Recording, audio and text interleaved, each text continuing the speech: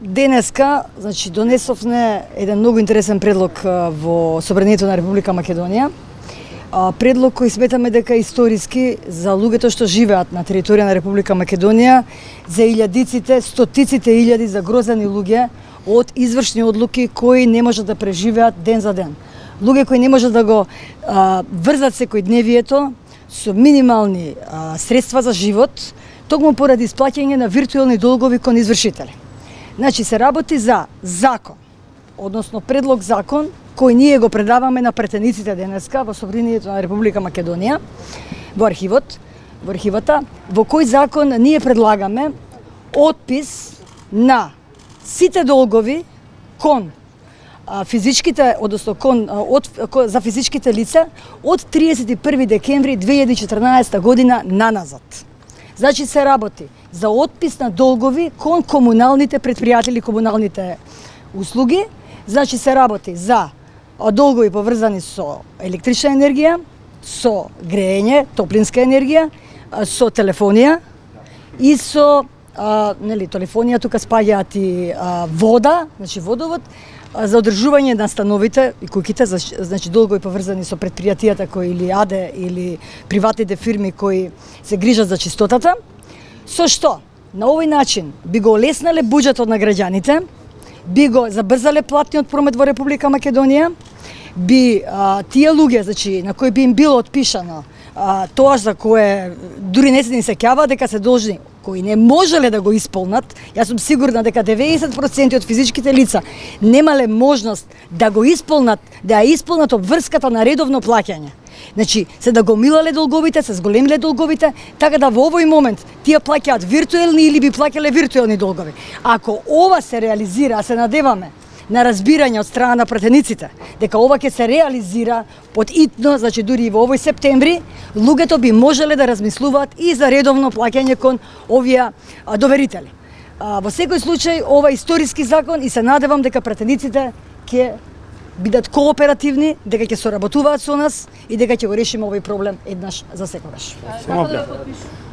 Име, презиме, Ана Глигорова, човек од Надпрофитот, инаку представници од НОПАСАРАН има овде исто здруженијето, Конфедерација на независни синдикати на Република Македонија Маријан Ристевски и Гласен текстилец од Штип.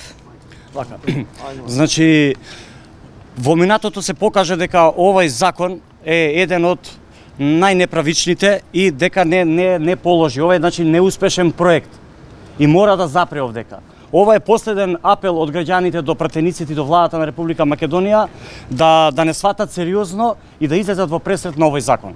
Зашто овој грабеж што се врши врз народот наназад неколку години, верувајте, веќе е неиздржливо. И луѓето не можат никако веќе да ги прехранат своите семејства. Затоа апелираме до пратениците и до владата ако треба да сватат сериозно овој закон и да излезат во пресрет на нашите барања. Овој грабеж историски грабеж. Значи, не може во држава да кажеме дека има социјална држава, а да нема социјална правда. Застарување во државата нема на вакви предмети. Тоа е апсурд, верувајте. Правото и застарувањето се исто. Значи, застарувањето е постаро од правото. Кај нас само овдека не важи тоа.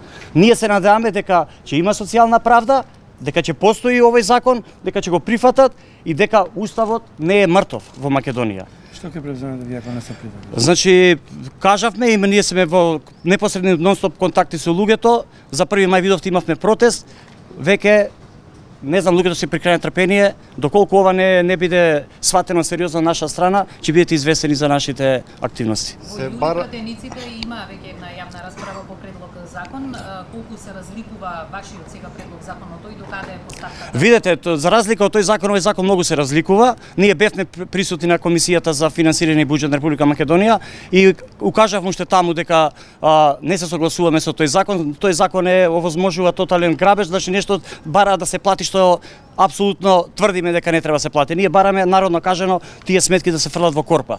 А пратениците што го понудија тој закон нема никаква правда во тоа и затоа ние се надеваме дали јавно им кажуваме дали сакаат тој закон, бидејќи веќе во собранинска процедура, не е, како гледаме, најверојатно ги сватија сериозно нашите забелешки, не е поминато во второ читање, нека земат членови од овој закон, нека го имплементираат, сакаат во тој закон, сакаат во овој закон и нека конечно донесат да се исправи оваа неправда, да не се повторувам што е направена врз граѓаните на Република Македонија.